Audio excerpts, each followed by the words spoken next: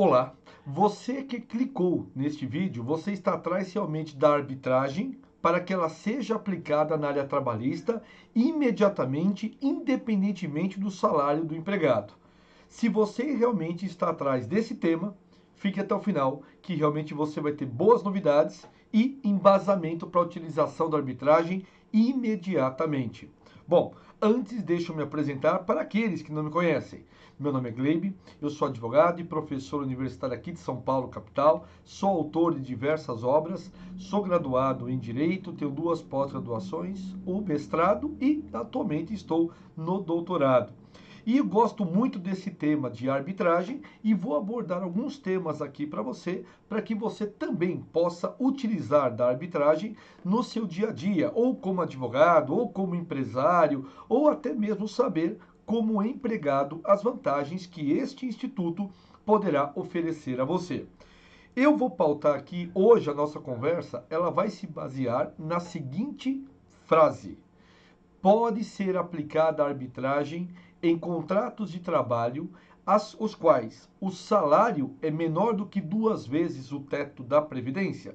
Por quê? Você já deve ter pesquisado e vários vídeos falando que cabe agora arbitragem após a reforma trabalhista, conforme artigo 507-A da CLT, para pessoas que ganham mais do que 2 vezes o teto da Previdência, ou seja, o hipersuficiente. Bom, isso está expresso na lei, não precisa nem vídeo para contar. É só ler o 507-A, que obviamente todo mundo sabe. Esse vídeo aqui é diferente, pessoal. Esse vídeo eu estou fazendo porque eu procurei esse vídeo na internet, eu procurei textos na internet, eu procurei, enfim, livros e fui garimpando realmente até em virtude desse tema que eu trabalho. Como eu disse a vocês, sou juiz arbitral desde 2011 e claro que eu queria um fundamento para que eu pudesse utilizar a arbitragem nas relações de trabalho. Vamos dividir em 3 pilares aqui. O primeiro pilar é o pilar legal, obviamente a base legal que nós utilizamos. O segundo pilar é o direito comparado. E o terceiro pilar é a doutrina mesmo, gente, favorável a nós. E aí fechamos, obviamente, com uma arbitragem ideal. Então vamos lá, gente, porque eu realmente estou me especializando, como eu falo a vocês, né? Trabalho há mais de 10 anos com isso, mas estou realmente me aprofundando de cabeça na arbitragem na seara trabalhista, tá bom? Então essa é a área que eu gosto, é essa área que eu realmente pratico e é a área que eu quero passar para você agora as informações. Então vamos para o primeiro pilar. Quando nós falamos em arbitragem, principalmente tudo focando na área trabalhista, tudo bem, pessoal? Quando eu falo em arbitragem, nós estamos falando, pessoal, no artigo 114, parágrafo 1º da Constituição. Pirâmide de Hans-Kelsen, estou tirando dali. Gente, fala em direito coletivo, que é totalmente cabível a arbitragem, mas, já a primeira dica, não proíbe o individual. Ele fala que é cabível no coletivo, mas não fala apenas no coletivo. Então já dá essa brecha para nós. Partindo desse princípio, pessoal, nós fazemos o link para o artigo 507-A da CLT, que é o novo, tão falado aí quando se fala em arbitragem, né? 507-A da CLT, que é cabível, né? A cláusula compromissória, presta atenção, a cláusula compromissória para aqueles empregados que ganham mais do que 2 vezes o teto da Previdência. Perfeito. Veja que nada na legislação tem palavras em vão. Ou seja, tudo que está na legislação tem que ser tratado com vários detalhes. No artigo 507, ele fala em cláusula compromissória. Ele não fala em compromisso arbitral. Você sabe a diferença. Cláusula compromissória colocada no curso do contrato. Compromisso arbitral colocado posteriormente a qualquer momento, mas teoricamente posteriormente à assinatura daquele contrato. Então, por que que o legislador, no 507-A, ele fala apenas em cláusula compromissória e não fala em compromisso arbitral? Ele deixou, obviamente, essa lacuna e não foi em vão. Então, diante desta situação, pessoal, nós fazemos menção à lei da arbitragem. Agora, um novo link. Lei 9.307/96, artigo 1º. Cabe arbitragem para pessoas capazes, mas com direito patrimonial disponível. O que seria o direito patrimonial disponível? É tudo aquilo que pode ser quantificado. Perfeito isso aí? já é notório. Tudo que aquilo que seja colocado em valores. Então, vejam os links. Constituição, artigo 114, parágrafo 1º. Aí eu faço o link no 507A, que necessariamente fala, ele não determina o compromisso arbitral. Falamos da Lei 9.307, 96, artigo 1º, em que ele fala que é cabível a arbitragem, para quê? Para direitos patrimoniais disponíveis. Aí eu faço o link para o artigo 11 da CLT. O que determina o artigo 11? Não é a prescrição?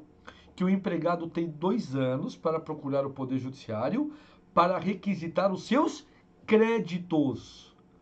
Tudo na lei, as palavras, não existem palavras em vão. Então preste atenção, que ele comenta conosco exatamente isso, meus caros amigos. A arbitragem, ou melhor, o artigo 11, 2 anos para pleitear os seus créditos. Por que ele não falou verba rescisória? Porque quando ele, né, conforme o entendimento do artigo 11º, artigo 11, ele fala o que para nós? Uma vez rescindido o contrato, nós não estamos mais lidando com simples verbas oriundas ou na constância do contrato. E sim, agora são créditos que serão incorporados ao patrimônio daquele empregado. Por isso que o legislador usou a palavra crédito. Pois bem, partindo ainda nessa mesma linha, nós sabemos que a justiça arbitral é uma justiça cooperativa à justiça estadual. Logo, nós temos, ou justiça estatal, perfeito? Melhor dizendo. Aí nós temos do artigo 5º ao artigo 10º, em especial no CPC. E em detalhe o artigo 6º, que fala em cooperação. Logo, meus caros amigos, ou seja, a arbitragem é uma forma de cooperar com o Poder Judiciário estatal. E nós sabemos que esses princípios que estão no CPC são normas, mandamentos, melhor dizendo, de otimização, que deve ser aplicado não apenas naquela regra, mas em todas as situações. Logo, gente, partindo dessa linha de pensamento, nós vamos para o sistema multiportas. O que é o sistema multiportas? Que, obviamente, são várias portas para que tenhamos o acesso a uma justiça. Aí nós temos a resolução 125 de 2010 do CNJ, a resolução 74 do TST, o ato 168 do TST, em que todos eles deixam muito bem claro que é cabível o sistema multiporta. E sistema multiporta, você sabe, são os métodos alternativos de solução de conflitos. Nós chamamos de métodos adequados de solução de conflitos. Porque é o termo, a meu ver, ideal, porque vai se aplicar à situação concreta. Pois bem, ainda nessa mesma linha de pensamento, nós temos o artigo 444 da CLT, em que determina que a natureza do direito do trabalho, ela é privada. Obviamente, desde que respeitados os requisitos mínimos ou os direitos mínimos de todos os empregados, necessariamente as partes têm autonomia, para poder, obviamente, conduzir aquele contrato. E ainda, para complementar, nós temos o artigo 852 do Código Civil, o qual determina, gente, que onde não é cabível a arbitragem, em nenhum momento fala em crédito ou em direito do trabalho. Pois bem, então aqui nós temos o primeiro pilar perfeito da arbitragem. Viram todos os links que nós fizemos de uma forma, obviamente, coerente? Repetindo, Constituição Federal, artigo 114, parágrafo 1º, artigo 507A, quando ele determina que o compromisso arbitral não fala, então é totalmente cabível. Aí nós partimos para a Lei 9.307, 96, artigo 1º, direito disponível. Aí partimos para o artigo 11, que ele fala em créditos. Partimos para os artigos 5º a 10º do Código de Processo Civil, o qual determina o que? Os princípios. Vamos para o sistema multiportas, principalmente a resolução 25 do TST, e ainda podemos utilizar o 444 da CLT e o 852 do Código Civil. Pronto, aqui nós temos uma base muito sólida, legal, para a utilização da arbitragem. Partindo desse princípio, nós temos que direito, agora o segundo pilar, que é o direito comparado. O que seria o direito comparado? A comparação com outros países. Tanto na Europa como Portugal, Espanha, Itália, Inglaterra, necessariamente, meus caros amigos, adotam a arbitragem muito parecida com os modos brasileiros. Na Ásia, também eu posso citar 2 exemplos, como a Rússia e como o Japão. A Rússia tem um detalhe, que a Rússia ela é totalmente estatal, a arbitragem, E nós temos o que, pessoal? América. Aí nós temos o México, nós temos a Argentina, nós temos o Chile, e em especial os Estados Unidos, que utiliza a arbitragem, gente, desde 1925. Logo, né, a gente tem todo aí um reconhecimento nesse sentido. Mas um detalhe que se faz importante a todos vocês. Gente, repito, nenhum país coloca um valor mínimo de 2 vezes o teto da previdência daquele país para que possa realmente escolher a arbitragem. O único que utiliza isso, sem fundamento aparente, é o Brasil. Por quê? Entendemos que a arbitragem, conforme o artigo 507A da CLT, ela determina o que, gente? Ela é considerada inconstitucional. Pelo fato de você realmente colocar uma situação que poderia ser mais vantajosa a todos, mas apenas para um grupo muito específico. Até o MP recentemente entrou com uma ação pedindo a inconstitucionalidade desse referido artigo junto ao Supremo. Pois bem, de uma forma muito bem clara, gente, nós temos como experiência o artigo 625A da CLT, que trata da Comissão de Conciliação Prévia, em que muitas vezes, né, desde o ano 2000, ou seja, 22 anos, é tratado esse artigo como uma arbitragem trabalhista. Só que não tem nada a ver com arbitragem, pessoal, com todo respeito a quem fala isso. Porque a CCP, ela é uma faculdade do empregado. O empregado passa pela CCP se ele assim bem entender. Temos até súmulas do TRT2 aqui de São Paulo nesse sentido, que não é requisito para ação, e muito menos obrigatoriedade. Então está caindo em desuso. Quem acompanha a arbitragem, quem acompanha rescisões trabalhistas, está vendo que a Comissão de Conciliação Prévia totalmente em desuso nos dias de hoje, normalmente feita até então, né, nos sindicatos. Foi um grande frisson, mas infelizmente o Estado ainda, prezados, ele ainda é muito presente na vida das pessoas, principalmente para a resolução de conflitos. As pessoas não pensam em outros métodos de solução, só pensam no fórum, tá? Esse foi o segundo pilar do direito comparado. Agora vamos para o terceiro e último pilar. Gente, a doutrina, ela majoritariamente, ela é totalmente a favor da arbitragem no âmbito de direito do trabalho, mas sempre pós-rescisão. Então, durante o contrato de trabalho, a doutrina diz que não é cabível, exceto o hipersuficiente, claro. Mas empregados que não são hipersuficientes, que ganham menos do que 2 vezes o teto da Previdência Social, não é cabível. Mas, quando termina o contrato, é feita a rescisão, poderá ser feita a arbitragem. E aí não é feito através de cláusula arbitral, mas sim de compromisso arbitral, que esse pode ser feito depois do término ou da rescisão contratual. Nesse sentido, gente, Scavone, os papas de direito arbitral, tá? Scavone, Yoshida, Tupinambá, Smith, Carrali, todos, sem exceção, são favoráveis a essa tese. Perfeito? Sem exceção, são favoráveis. Alguns doutrinadores de direito do trabalho, principalmente juízes, são contrários. Mas o campo que nós estamos lidando é direito arbitral e não direito do trabalho. É direito arbitral como procedimento para o direito do trabalho. Perfeito? Bom, vocês sabem, gente, que a reforma trabalhista 2017, a lei 13.467, ela deu, de uma forma muito bem clara, a intervenção mínima do Estado. Perfeito, gente? Para as relações entre empregado e empregador. Exemplo disso é o artigo 8º, né, que são as fontes do direito do trabalho. E veja que um exemplo, que o Estado ele não pode adentrar ao mérito, né, gente? Ao mérito muitas vezes aqui, do acordo da convenção coletiva, mas apenas aos requisitos essenciais. Você quer o maior exemplo disso, do que não intervenção do Estado nas relações coletivas? Então a tendência do Estado foi essa, tá? Dessa reforma foi exatamente essa. Outro ponto importante, gente, como já falado para vocês, o Ministério Público ele pediu a inconstitucionalidade do 507A, exatamente porque nós não podemos ser taxados pelo valor que ganhamos, mas sim, prezados amigos, pelo valor que realmente podemos ser e não aquilo que ganhamos, obviamente. Isso é o que nós chamamos de uma ofensa à igualdade substancial.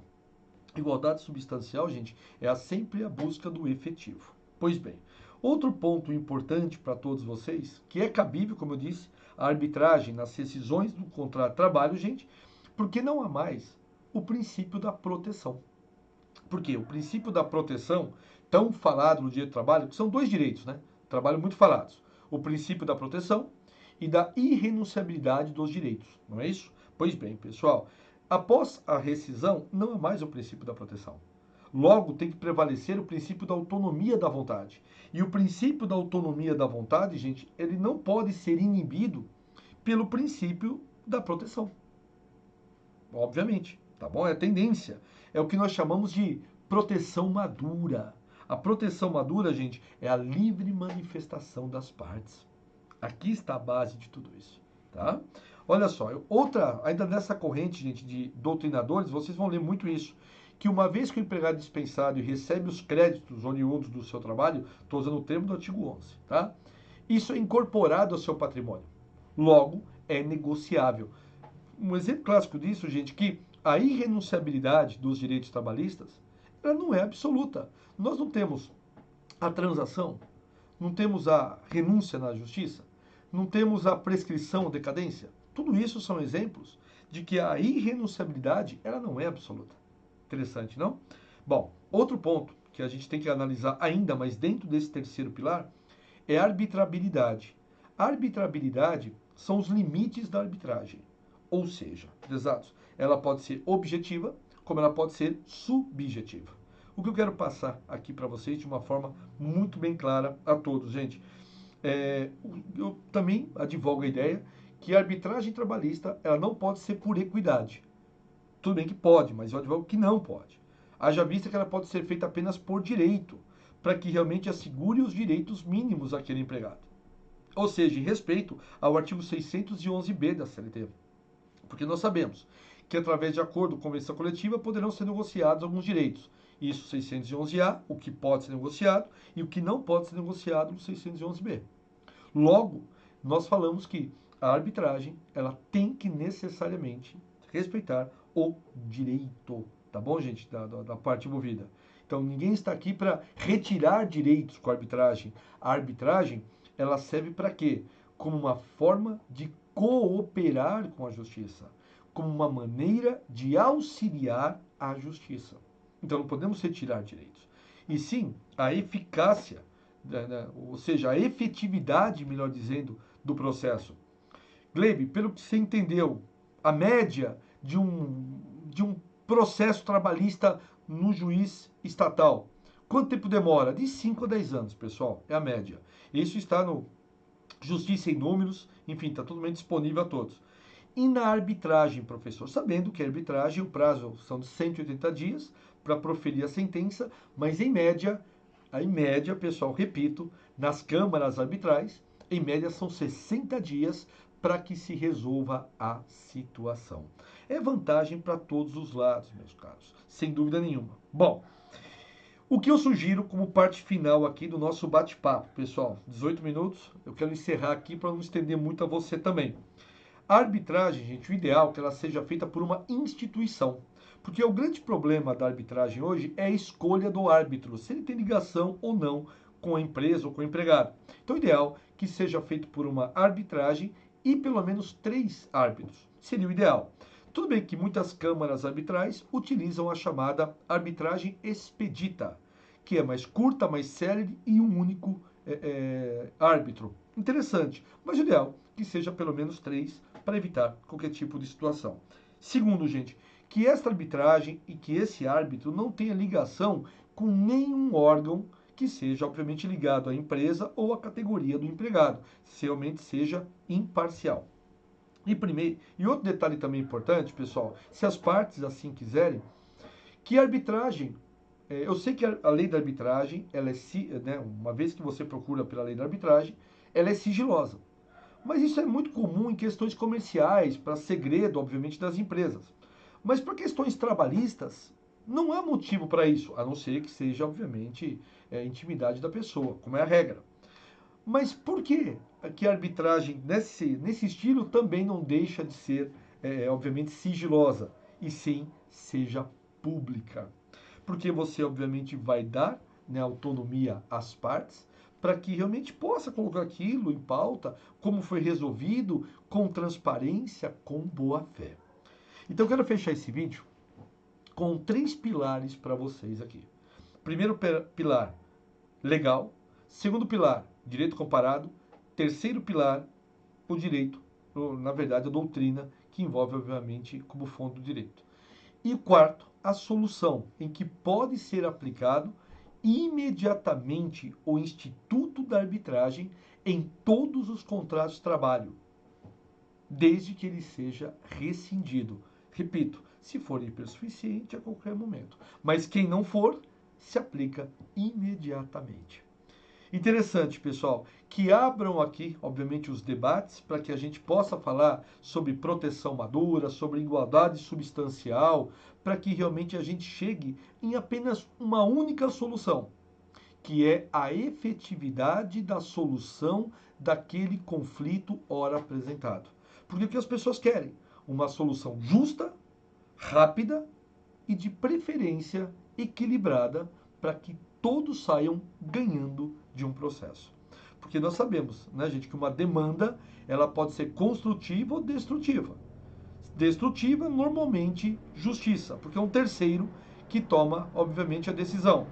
E construtiva, como quando ambas as partes chegam a um consenso, que é muito ligado isso à conciliação e à mediação. Bacana, né? Se você quiser saber mais, pessoal, por favor, se cadastre no nosso canal de YouTube, Professor Glebe. Eu tenho certeza que muitos vídeos que eu falei para você sobre arbitragem, e já tem lá muitos disponíveis para você, realmente será de muito bom alvitre. Meu muito obrigado a todos, pessoal. Fiquem bem e continuem caminhando, né, formas de solução de conflitos. Um abraço a todos.